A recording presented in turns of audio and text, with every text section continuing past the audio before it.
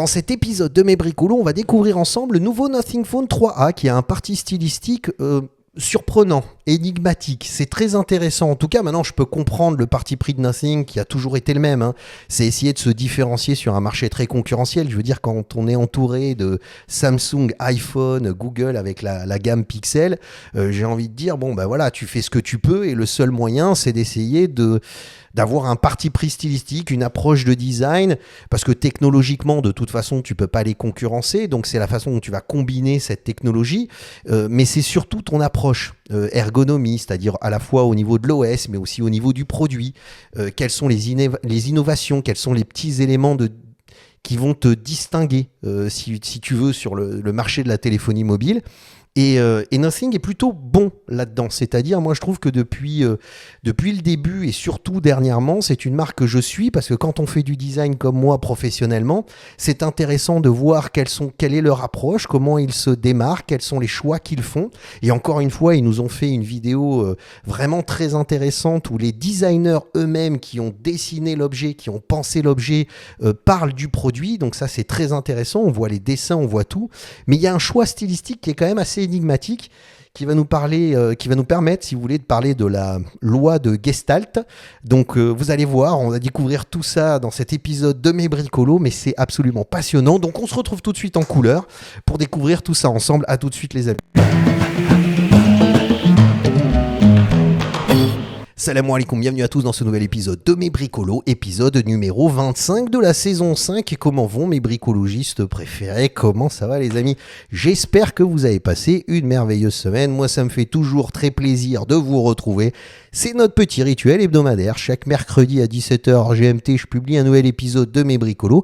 Et dans ces épisodes de Mes Bricolos, justement, on prend le temps de discuter, papoter, échanger, commenter les dernières actualités de la création, de l'innovation et du design. Alors c'est vrai que ces derniers épisodes, j'ai beaucoup parlé de tech. Il y a 3 semaines, j'ai fait un épisode justement sur Nothing en disant l'esprit Nothing. C'est comme ça que je l'ai intitulé parce que je trouve que justement Nothing a vraiment une approche très intéressante parce que tout d'un coup elle cherche à bousculer les codes, elle va vers l'authenticité, vers la vérité. On parle directement avec les personnes qui conçoivent les objets Nothing et ça c'est très intéressant.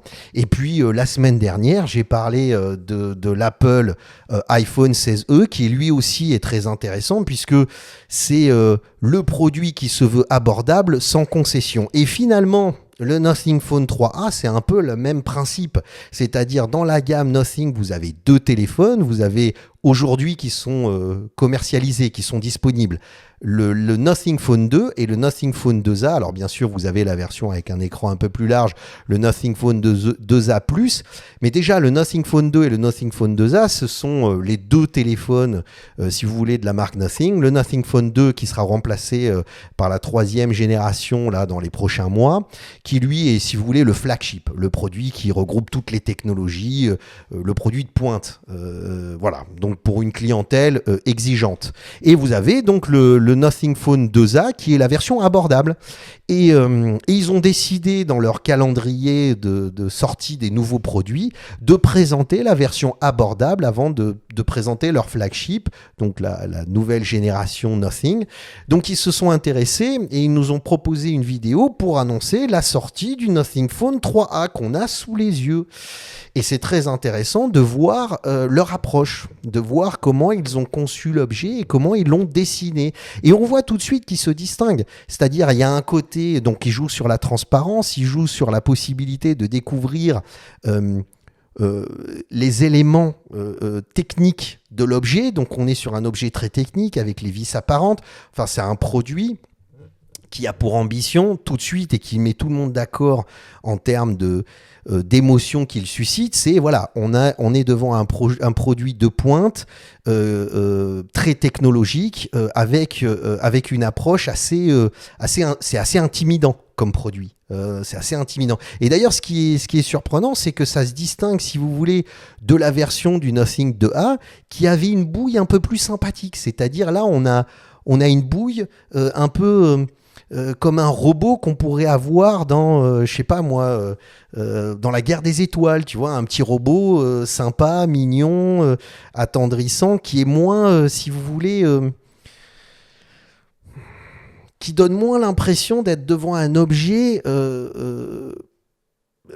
qui peut être intimidant, un peu trop technologique. Voilà. Alors que là, quand vous regardez le nouveau Nothing Phone 3A, tout d'un coup, c'est surprenant. On a du mal à comprendre l'objet, notre regard rebondit un petit peu partout, et on a du mal à se projeter dans l'objet, à s'identifier dans le produit. Enfin, moi, c'est ce que je trouve. Maintenant, on se retrouve dans les commentaires. Hein. Dites-moi dans les commentaires ce que vous en pensez.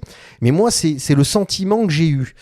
Et justement, ce qui est intéressant, c'est qu'il y a Yanko Design, qui est un site que je suis, qui dit le Nothing Phone 3A, avec la disposition des caméras, il y a quelque chose qui est quand même assez déroutant, et un designer a fait une étude détaillée pour comprendre pourquoi ce téléphone est déroutant. Et alors là, c'est fascinant, c'est pour ça que c'est intéressant d'aller voir des sites internet où...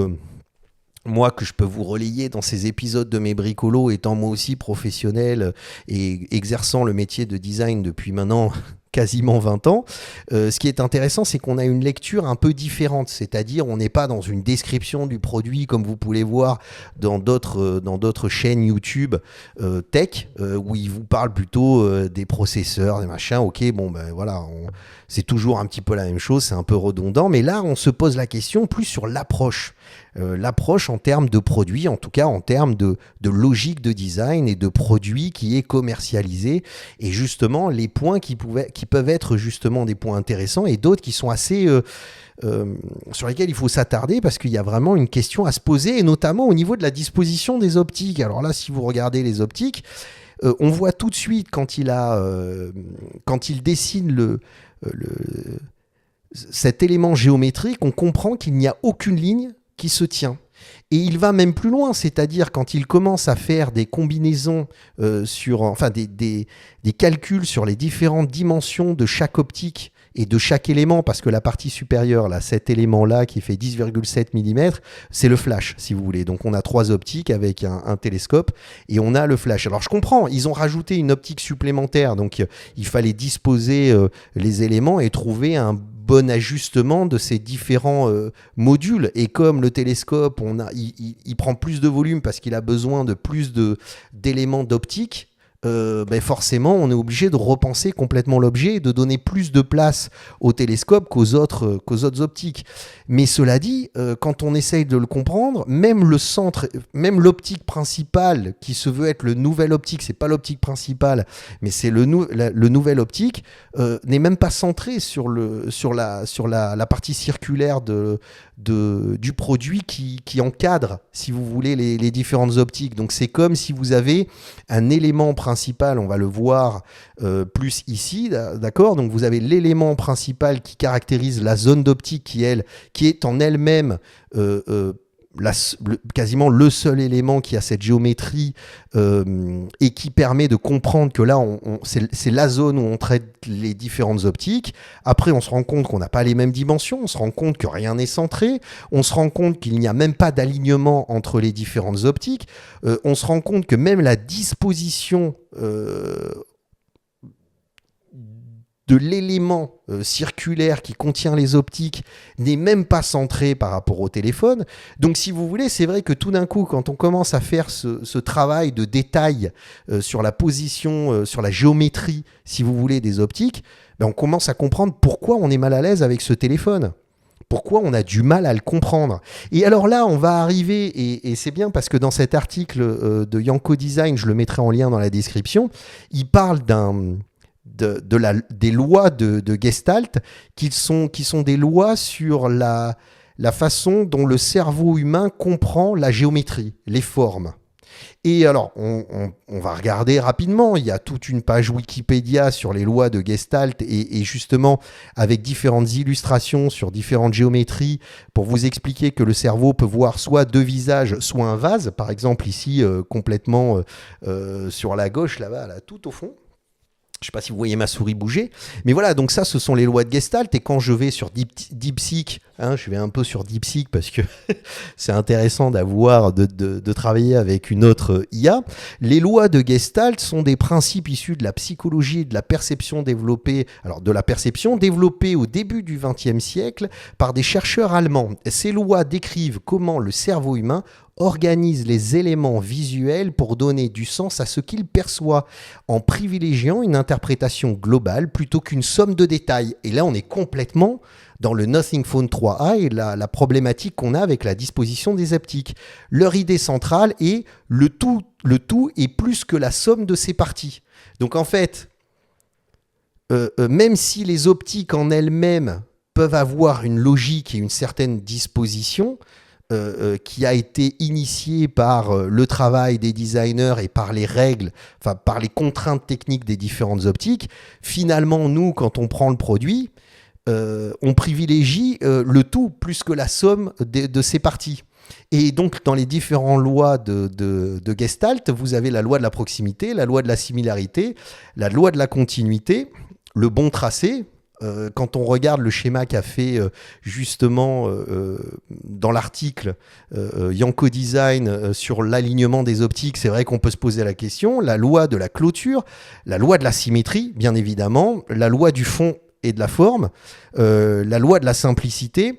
On se rend compte que finalement, on ne peut pas dire que le dernier Nothing Phone 3A respecte ces lois. C'est plutôt l'inverse, en fait, finalement. C'est-à-dire que si on prend la loi de la symétrie, le principe, c'est que les formes symétriques ou équilibrées sont perçues comme des unités stables et harmonieuses. Donc là, vu que même l'élément qui contient les différentes optiques n'est même pas centré sur le téléphone, c'est là qu'on a... C'est ce qui provoque ce sentiment d'incompréhension de l'objet. Et encore une fois, c'est-à-dire, je pense que vous faites un peu la même chose que moi, c'est-à-dire on se recule comme ça, on prend de la distance, on se dit mais attends, l'objet c'est quand même assez surprenant, c'est la disposition des optiques, et en fait on a du mal à le comprendre. Et quand on le compare avec le Nothing Phone 2A, tout d'un coup c'est comme si le cerveau se repose, c'est-à-dire dès que vous passez du Nothing Phone 3A, vous avez le cerveau un peu en ébullition, comme s'il cherchait de façon totalement inconsciente, c'est ça qui est intéressant, à trouver une harmonie, à trouver une logique. Mais vous ne l'intellectualisez pas, c'est vraiment c'est en tâche de fond, si vous voulez. Donc il regarde l'objet, puis il essaye de le comprendre, et puis dès qu'on arrive et qu'on change et qu'on passe sur cette image, tout d'un coup le cerveau se repose parce qu'il comprend l'objet. Il visualise. Alors bien sûr, après on fait une projection, c'est-à-dire on voit un visage, on voit quelque chose, c'est un peu ce que je vous disais au début, c'est-à-dire il y a quelque chose de plus identifiable. C'est pas que c'est plus rassurant, finalement, mais c'est que c'est plus identifiable. Donc, à partir du moment où le cerveau identifie l'objet devient rassurant. Et en fait, il le dit dans les lois de Gestalt. Le cerveau privilégie toujours l'interprétation la plus simple et la plus stable possible d'une image. D'accord ? C'est ça qui est très intéressant. Alors, évidemment, les principales lois de Gestalt essentielles en design, en art, en communication visuelle et même en psychologie cognitive. Donc, si vous voulez, voilà, ces lois-là, finalement, on les étudie quand on fait une école de design parce que il est très important de comprendre, lorsqu'on dessine un objet, qu'est-ce qui fait que cet objet peut avoir une certaine harmonie, peut avoir une certaine logique esthétique, que l'addition des différentes lignes, des différentes formes qu'on met en scène dans un produit, tout d'un coup, s'assemble pour créer un objet harmonieux. Et là, l'objet n'est pas harmonieux, donc il est difficilement compréhensible.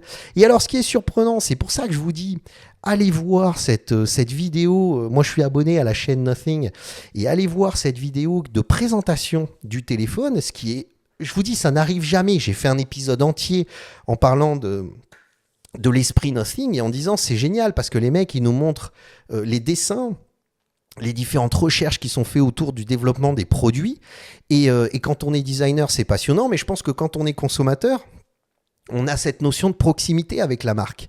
Et dans une époque où on a besoin d'authenticité et de vérité parce que on sait plus trop où on en est avec tout ce qui s'est passé dernièrement, c'est vrai que la marque qui ouvre ses portes et puis on voit derrière, justement, on a l'impression d'être dans l'atelier avec eux, quoi. On a l'impression d'être justement dans le département design de Nothing, là où ils développent les prototypes, les maquettes. On a l'impression d'être avec eux assis à la table. C'est fait exprès, hein, tout ça est mis en scène. Et on découvre les carnets de dessin, chose que vous ne voyez jamais. Mais le problème, c'est que donc dans cet épisode que je vous conseille d'aller voir, à un moment donné, donc ça ce sont les deux designers du Nothing Phone 3A, écoutez ce qu'ils disent. The process isn't always linear. Don't always just sketch and then move on to computer in 2D and then 3D and then prototyping. You're kind of using all these different tools in parallel. Voilà, ils disent c'est jamais linéaire, c'est-à-dire il explique que finalement quand on fait une recherche de design, on a différents outils du design, le dessin, l'illustration 3D, le prototypage rapide, c'est-à-dire les petites maquettes, et en fait on fait des allers-retours, c'est pas linéaire, c'est de l'expérimentation et de la recherche. Throughout the whole process. Et ils vous montrent des dessins, des différentes recherches qu'ils ont pu faire. Maybe the important thing is early in the project. Alors, ce qui est important au début du projet, c'est d'avoir une vision sur à quoi pourrait ressembler l'objet. So you get, maybe it's a model or maybe it's a render or it's something and you kind of think we've got the magic. And then... Et c'est là où vous dites, voilà, on a un élément, une image qui en fait retranscrit cette magie qu'on veut avoir dans le produit final. Donc il faut comprendre ce qu'il explique simplement, c'est qu'au tout début, vous posez les grandes idées du projet en vous disant, voilà, c'est l'objectif qu'on veut atteindre, d'accord ? Et après, on arrive à la phase d'affinement. C'est là où on fait du dessin, c'est là où on fait des maquettes. After that, you're just trying to look after that. I think that's voilà, et c'est là où on essaye de retrouver cette magie qu'on a imaginée au début. the thing. It's kind of messy. I think Et il dit c'est assez messy, c'est-à-dire c'est assez désordonné. Mais la phrase qu'il va dire après est plutôt troublante pour moi. don't know what we're doing. Et c'est ça qui me gêne. Parce que moi, ça fait 20 ans que je fais ce métier, donc... Non, c'est pas vrai. C'est pas que tu sais pas ce que tu fais, parce que le mec il dit on sait pas ce qu'on fait en fait. On part un peu dans tous les sens et on sait pas ce qu'on fait. Non, pas du tout. On sait exactement ce qu'on fait. Je suis totalement d'accord avec lui dans l'approche qui est de dire on définit une projection mentale des émotions qu'on veut provoquer chez le consommateur pour que justement il choisisse notre produit plutôt qu'un autre. On parle de design de style et design de produit. Je ne parle pas de la technologie parce que tu vas choisir ce téléphone parce qu'il a un meilleur écran, il a une meilleure optique, il a un meilleur processeur. Je te parle simplement du produit en lui-même. Donc on a une projection mentale de l'idée des objectifs à atteindre. Et après, on a un processus où on va utiliser les outils du design, de la modélisation 3D, de l'illustration 2D, on va utiliser du prototypage rapide, de la maquette avec les imprimantes 3D, on va utiliser du dessin, donc on va faire des maquettes en papier, des maquettes en mousse, tu fais ce que tu veux, chacun a sa façon de bosser, mais en fait, tu gardes en tête l'objectif à atteindre. Et là, c'est pas que tu fais n'importe quoi. C'est pas que tu fais n'importe quoi, c'est que tu sais exactement ce que tu fais. Et cette phrase, elle me pose problème, parce que j'ai l'impression, en écoutant ce qu'il vient de dire, j'ai l'impression de comprendre pourquoi ils ont fait ça. Parce que si tu continues à regarder la vidéo... Alors, il justifie ça en disant, mais c'est probablement pour ça que finalement, tu te dis que tu as fait les bons choix, c'est parce que tu sais pas où tu vas. Mais c'est pas vrai du tout. Tu sais exactement où tu vas. Et alors là, il montre toutes les maquettes et les prototypes qu'ils ont fait. Mais le problème, c'est que quand tu regardes, c'est-à-dire les premières maquettes, on sent qu'il y a une logique d'harmonie. C'est-à-dire, on sent qu'il y a une logique dans laquelle ils essayent de retrouver une certaine forme d'harmonie. Alors, le problème, c'est que dans la vidéo, ils n'expliquent pas pourquoi ils ont fait ce choix-là. C'est-à-dire pourquoi ils ont... Au lieu de partir sur les autres optiques, la disposition des optiques, puisque c'est l'élément central qui esthétise l'objet, ils nous disent pas, voilà, on a fait ce choix parce que... Non, ils le disent pas. Ils disent, voilà, tout ce qu'on a fait pour arriver finalement à ça. Donc, qu'est-ce qui a motivé ce choix-là ? On ne sait pas. Mais en tout cas, on voit toutes les étapes qui ont permis d'arriver à ce choix-là. Et en fait, finalement, c'est peut-être ça. C'est-à-dire, ils se sont tellement dispersés, ils sont tellement peut-être partis dans tous les sens qu'ils se sont un peu perdus. Et on a l'impression que le parti pris stylistique est un peu... on ne sait plus trop ce qu'ils essayent de raconter, qui est un espèce de compromis. On a l'impression qu'on est en face d'un compromis approximatif de différentes idées sans avoir un parti pris fort. Alors, techniquement, ça peut être justifié, je suis d'accord avec vous. Il y a certaines personnes qui regardent cet épisode vont me dire « Oui, mais Younes, c'est aussi un parti pris, ça, d'une certaine façon. » Oui, parce que c'est vrai qu'on pourrait le justifier en disant « En voulant créer un objet déroutant, surprenant, pour lequel le cerveau a du mal à comprendre l'alignement, donc selon les lois de Gestalt, le cerveau a du mal à comprendre l'objet. Peut-être que c'est aussi pour le distinguer du reste de la concurrence, et que quand tu arrives devant, tu sais, imagine, tu es chez Orange, Bouygues SFR ou Maroc Télécom si tu vis au Maroc, et tu es comme moi, et si imagine que tu es devant le mur où tu as tous les téléphones. C'est vrai que tout d'un coup, ce téléphone, parce que justement ton cerveau va avoir du mal à le comprendre et à l'identifier, va se distinguer par rapport aux autres. Et tu vas avoir plutôt tendance à t'arrêter dessus. Mais est-ce que pour autant, tu vas tendre ta main pour aller le récupérer ? Je ne suis pas sûr. Parce qu'il est tellement déroutant qu'il en devient presque gênant. Et encore une fois, on refait l'exercice de montrer ces deux téléphones. Vous en avez un qui demande un effort et l'autre qui est parfaitement identifiable. Et pourtant, en termes de langage stylistique, c'est-à-dire d'approche, c'est totalement cohérent. C'est-à-dire, ce sont que les optiques qui posent problème. Mais sinon, le reste du téléphone, il y a une cohérence sur les choix, la transparence, montrer les éléments techniques, les mettre en avant pour montrer la technologie embarquée. C'est à peu près la même chose qu'on a ici. Donc, la question se pose. C'est-à-dire, est-ce que c'est volontaire ? C'est dommage qu'ils n'en parlent pas.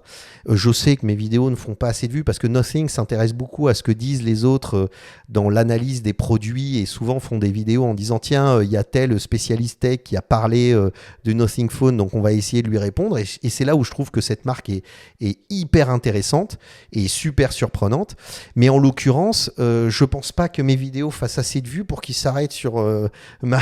Pourtant, j'adorerais parce que c'est hyper intéressant. J'aimerais bien comprendre qu'est-ce qui a fait qu'ils ont choisi cette disposition d'optique plutôt qu'une disposition qui soit techniquement plus cohérente.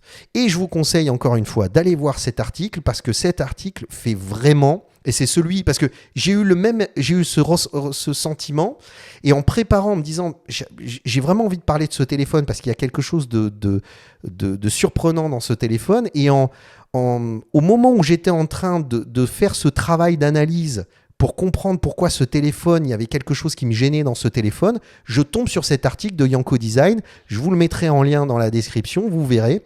C'est vraiment passionnant. Voilà, donc j'espère que cet épisode vous a plu. Je vais vous laisser avec des épisodes qui vont s'ouvrir à droite et à gauche, justement, sur l'iPhone 16e et sur les autres téléphones. C'est vrai que je fais beaucoup d'analyse tech ces derniers temps, parce que je trouve que c'est là où il y a le plus d'innovation.